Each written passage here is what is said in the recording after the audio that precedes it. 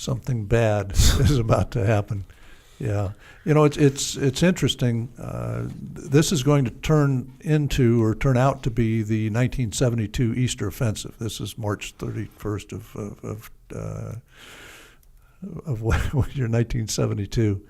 And nobody had a clue. I mean, we knew that the enemy was up to something, and in our support of the SOG guys out there, they had seen stuff going on.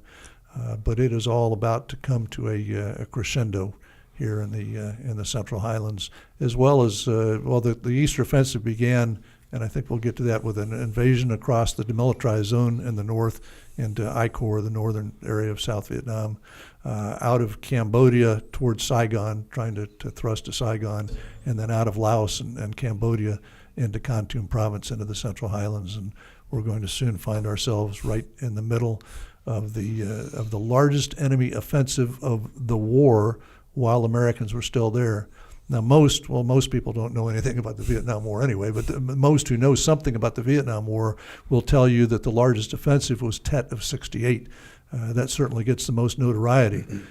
In the spring of 1972, most American ground forces were gone. We were withdrawing from the war, so the Easter Offensive doesn't get quite the notoriety, but it was a significantly larger enemy operation than the Tet Offensive of '68, and this marked a watershed change. The war was no longer a guerrilla war with the Easter Offensive of '72. It was a conventional war. North Vietnam sent every division they had, save one that they kept in the north. Every other division came south, and it was regular infantry, armor, tanks, air defense all over the place, and it was something. What did this seem like from your perspective at the time on the ground? How old are you at this point? 25, something like this? 20, yeah. By the Easter Offensive, I was 26. I went to Vietnam on my second tour at 25, had a birthday in late December, so I was a young 26-year-old Army captain. So obviously now, you look back and you see this big strategic picture. What did it look like for you on the ground when you're 26 years old and you're a freaking helicopter gunslinger? Yeah, well, we were just flying missions, and the missions up until then were supporting the MACV-SOG operations, and those were just full of excitement too, because with the enemy buildup that we were just beginning to have an appreciation for, those teams most often, I don't want to overstate it, but I think I can say most often, after we'd put them in, their extractions were a TAC-E, tactical emergency, because they had made contact with the enemy, and the enemy had discovered them and was in hot pursuit. And they were very exciting extractions, with us firing Cobra weapons very, very close for their extraction. And even their missions inside of South Vietnam now, which, as I said earlier, was primarily what they were doing. Still, the enemy was in growing strength, so every one of their missions was pretty dicey. Yeah, so what was it? I don't know, what is it for a 26-year-old? I mean, you've been there too as a young guy off in combat. Yeah, you're getting shot at. The aircraft are taking hits. It's exciting for the guys on the ground, trying to get them out of there. There's some fear on the missions. I mean, you'd be crazy if you're not afraid when you're in the middle of combat, but you're doing what you're trained to do, so you focus on that and you get through it.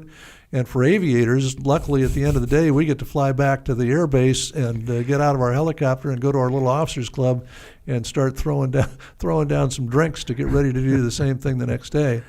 We didn't really appreciate what this buildup signified. We were seeing more action, we were seeing more enemy activity, and so we shifted from support for the MACV-SOG guys out of FOB2 to just kind of a general fire brigade in the Central Highlands. And so it was turning into every day we'd launch in the morning, really not knowing exactly what was happening, but we get calls for support, and we go provide gun support, rearm, refuel, go back out and spend the days doing that.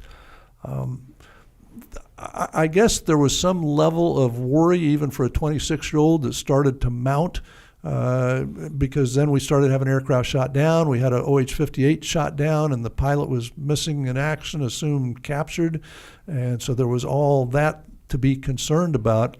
But that comes back to the attitude that young people have. I realized that things were happening, that things were building up, that people were getting hurt and aircraft were going down.